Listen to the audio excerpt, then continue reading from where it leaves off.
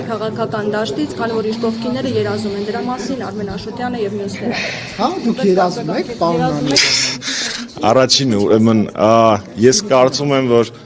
Ալեն Սիմոնյանը պիտի լավ գիտակցի, որ իր քաղաքական եւ ոչ միայն կալիբրը չի ներում նախագահ Սարգսյանին խորհուրդներ տալ դա մեկ։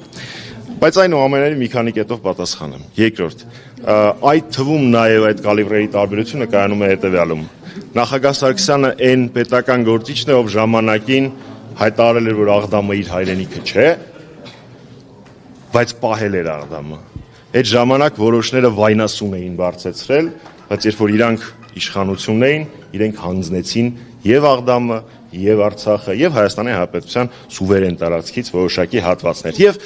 վերջին կետը կապված Ալեն Սիմոնյանի հետ, շնորհիվ ինքը համարյա ամեն հարցազրույցում, այդ թվում նաեւ ձեր նշած հարցազրույցում մեկ կամ մի քանի անգամ կրկնում է, որ ինքը ազգային ժողովի նախագահ, ամենայն հավանականությամբ որ մարդիկ դա ֆիքս են։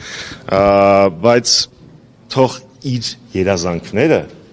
մեծ պրոյեկտի։ Ալեն Սիմոնյանը դա չէր ասում պաշտոնաթող նախագահներին։ Ալեն Սիմոնյանը արտահայտում էր իր երազանքները ԿՊ-ում փոփոխությունների տեսանկյունից։ Այնպես որ Նիկոլ Փաշինյանը թող զսուշի։